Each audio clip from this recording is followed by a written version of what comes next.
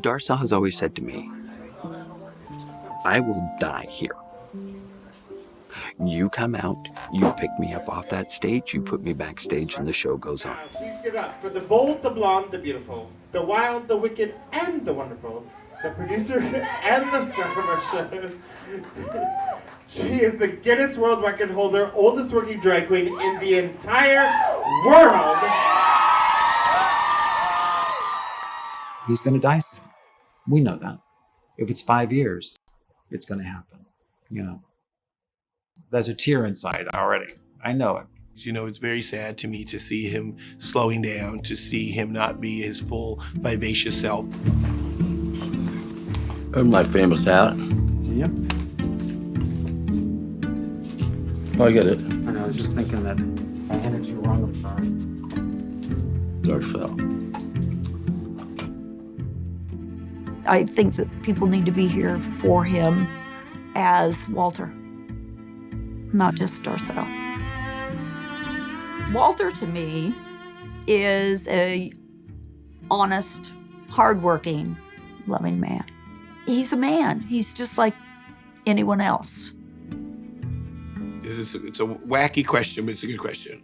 For me, there's Darcelle. For me, there's only Darcelle. There is a Walter to me, and it's somebody that I didn't really know. Like, before me is Walter, and once I met him, now it's just Darcelle. When he's with family, he's my dad. And when he's on stage, yeah, he's my dad, but he belongs to everyone when he's on stage. He's not just my dad. I share him with everyone at that point. There isn't another person. It's Darcelle. And yes, it's Walter, but it's not. To me, that's one person, and that person is Darcelle. We're kind of much together, very much together.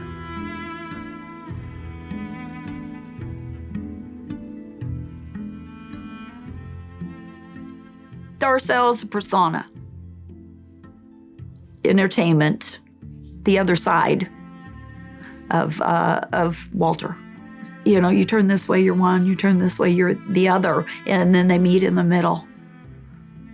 It changes so fast. Darcelle is extravagant, glamorous, beautiful, and wise. That's how I think. He had a separation of who Darcelle was and who Walter was, because he has children, right? He still is married to his wife. So you've got this whole thing where after all those years, though, it fuses in because you're doing 6 shows a week. So after a while, you become Darcelle. Not bad. Not bad. My mom never talked about it. My dad never talked about it. Probably my earliest memory would be 1976. My mom and I had gone down to Saturday Market, and we were shopping around, and lo and behold, we ran into my dad and Roxy. His lifestyle and his situation compared to my suburban lifestyle just wasn't a good idea in those days to mix it together. We knew that they loved us, and all I could do was, be sad when I'd come home and my mom was crying, I never grew up with a father, so I always said, he's kind of been a father figure, because I literally was 18 the first time I met him. He literally, practically raised me from a young teenager to the man I am today. I learned from Darcelle to not limit myself.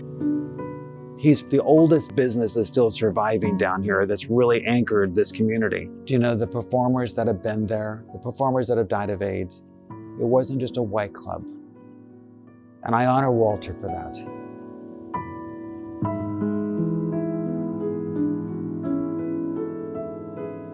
The 80s was the beginning of the AIDS epidemic. So we were not welcome in most of the places. They knew we were carriers or whatever. They don't know what that was. In fact, never went out the door with my costume on. Always stayed inside.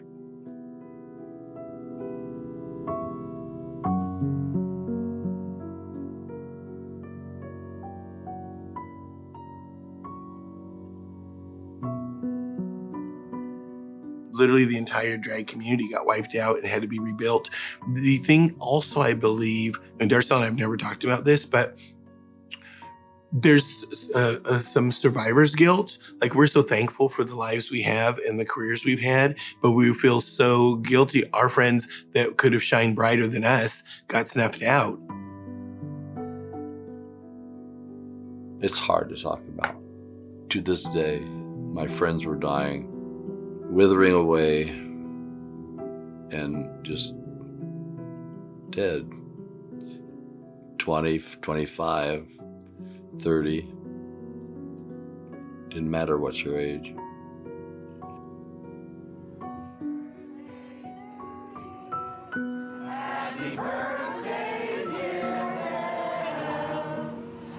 Like I said, you're not old until you're 100. So that lady better last. That's just the way it is.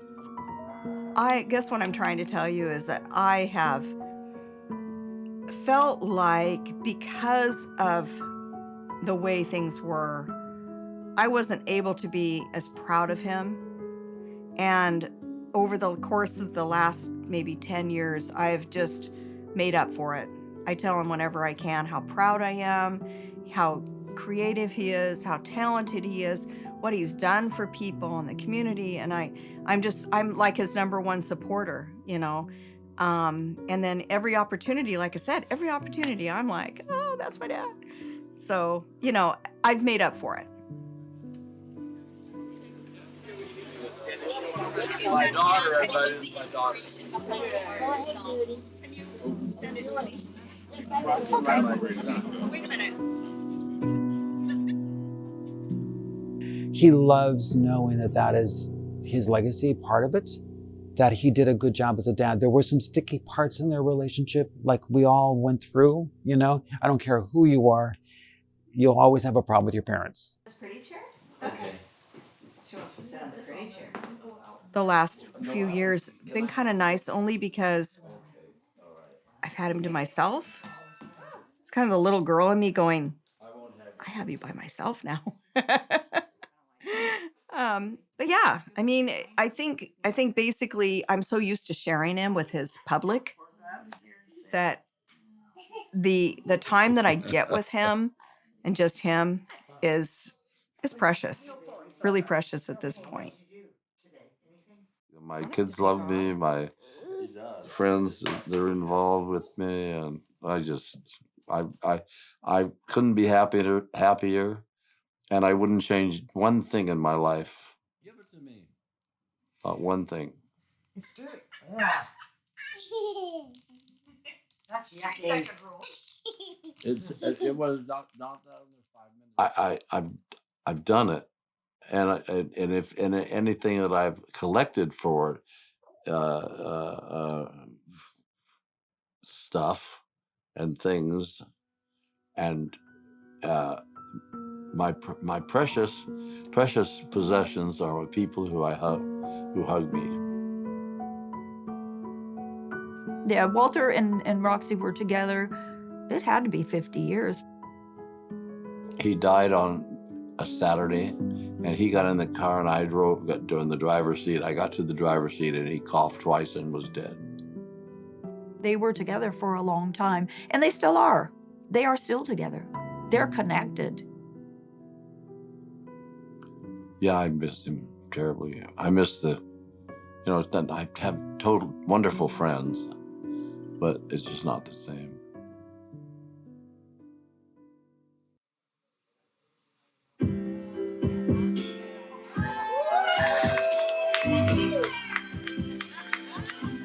I said to him, and I said, well, if you go to heaven, save me a seat. If you go down below, never mind. The nurses cracked up. That's how we talk to each other. I'm very, very happy. Stay safe, stay well, and by all means, my friends, stay in love. Thank you. I want to do my signature song right now, a little song for lovers and everyone. Say love There is a river after our home, the tender reed. You look at the stage and you see her come out, brave, beautiful, just beautiful. And you forget everything, especially during the rose. I think that's a time when she sings the rose that my heart just sings. And it's for Roxy. There's still a love there for Roxy, but it's also for every broken heart that's ever entered there. It's the one who won't be taken.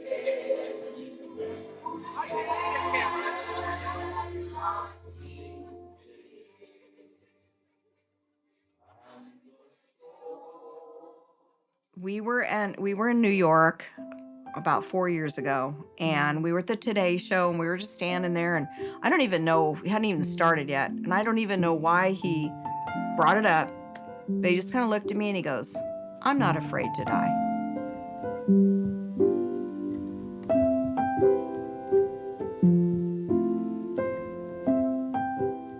You know, and he looks around New York, and I'm gonna miss this, but I'm not afraid to die.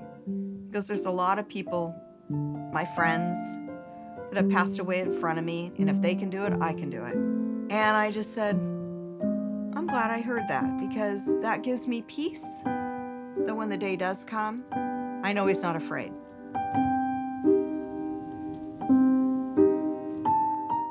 Oh no, no, me? No, I'm not scared about dying. The people I've loved over the years have died. If they can do it, I can do